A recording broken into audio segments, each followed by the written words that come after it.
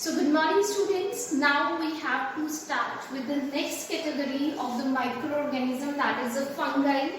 Fungi, they are the non-green organisms, and the word used for the singular of the fungi is fungus basically. So the fungi, they are made up of small thread-like structures. Small thread-like structures. And the particular word is hyphae. Hyphae is the term used for the small thread-like structure from which fungi are made. Once fungi were considered as the non-green plants.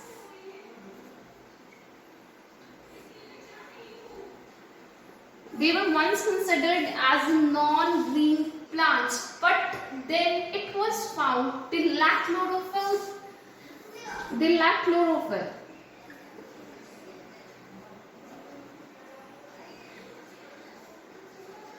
And also they have plant cell. They have the cell wall different from the plant cells. Cell wall of the fungi, they are different from the plant cell. Cell wall is different from plant cell.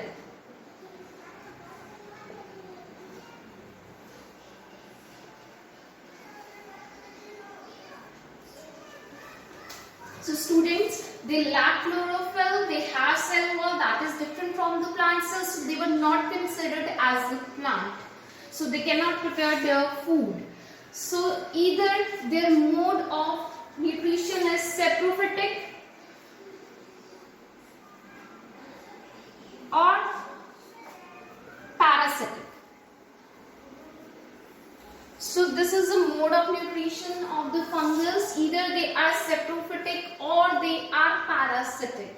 So I am here giving you some examples of these fungus. Agaricus, Rhizopus, yeast, Penicillium. Agaricus is basically mushroom. Rhizopus, that is present on the bread mold. Yeast, it is used in bakeries. And Penicillium in medicines. So students,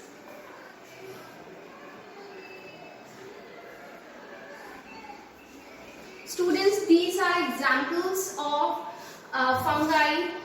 Agaricus, mushroom, Rhizopus, bread mold, yeast that is used in the bakery, and the Penicillium that is used in medicines. So these fungi, they are present in warm and moist places. So one thing that is about these examples of the fungi are, apart from this example, only mushroom, it can be seen with unaided eye. It can be seen with the unaided eye, and rest all are microscopic. And out of these, only yeast is unicellular. Rest are multicellular. So this was all about the fungus. Now let's start with the protozoa, other category protozoa.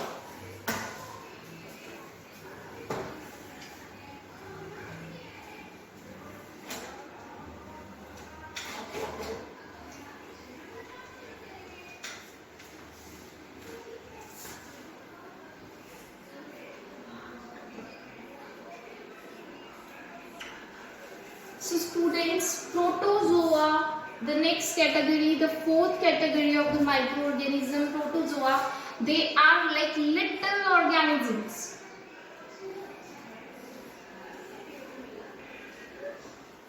They are like little organisms, and they are like animals like.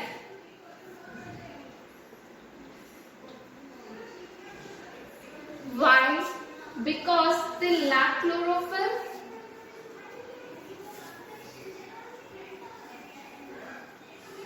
they lack cell wall. They lack chlorophyll, they lack cell wall, and their mode of nutrition are basically heterotrophic or parasitic. Students, as I have told you, protozoa are little organisms. They are like animal-like structure. Why they are animal-like? Because we have found these things. They lack chlorophyll, they lack cell wall. They can move here and there to capture the food.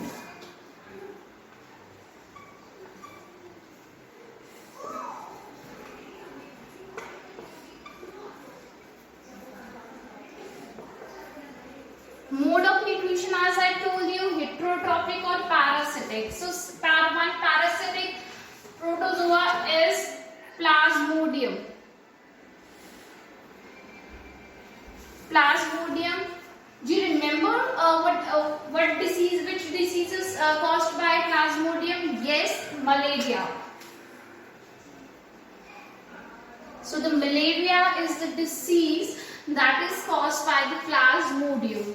The next thing is that they are found in colonies. They are multicellular. Sorry, this was about this thing. The example of these are amoeba, paramecium, trypanosoma. So these were about the example.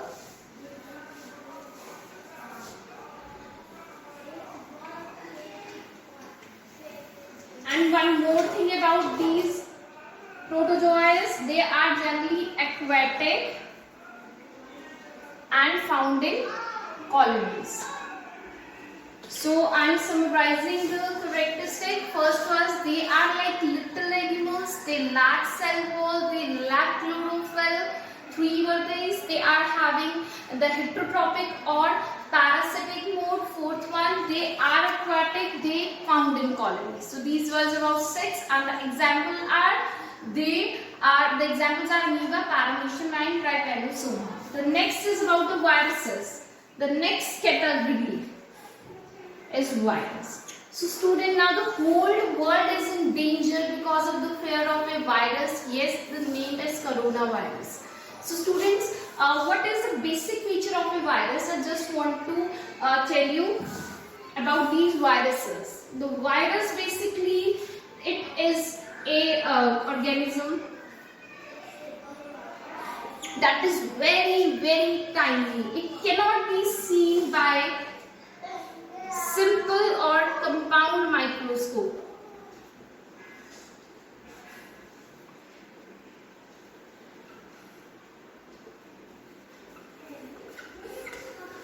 So we have to use a special kind of the microscope.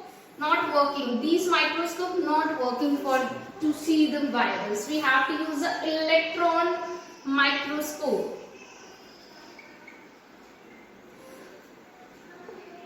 We have to use this electron microscope to see the viruses. So these viruses, they don't have special cell-like structure that contain the genetic material involved in them covered by the protein body. They don't have special cell-like structure. So the scientists, they considered them on the borderline of living and non-living.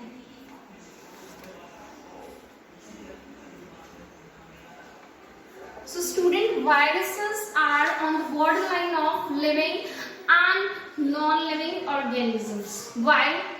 Because if any microorganism, it's outside the body of living organisms, so they are known as non-living. But when it is entering in the body of a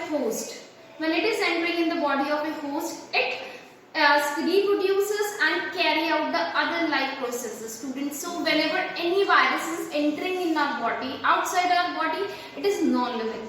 It is not working. Life will not be there outside the body of a host. When it is entering in our body, it will start reproducing, it will start breeding, it will carry out the all life processes. It is using our body, it is using the body of host, and it is carrying out the life processes and other reproduction processes. So students, this was about the viruses. So viruses are considered on the borderline, or considered as a borderline on the living and non-living organism. I am giving you some other examples apart from the corona. They have polio, avian flu, dengue, chikungunya.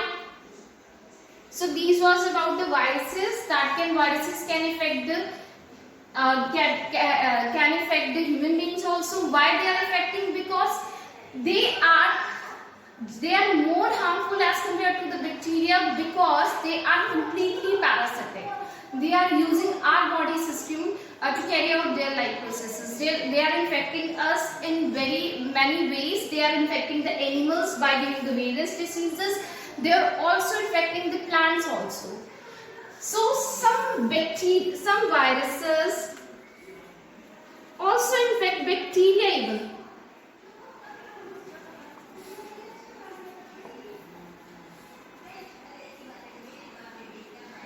These viruses are known as bacteriophages. So students, this was about the classification of the microorganism. Thank you student. I hope you understand all the topic.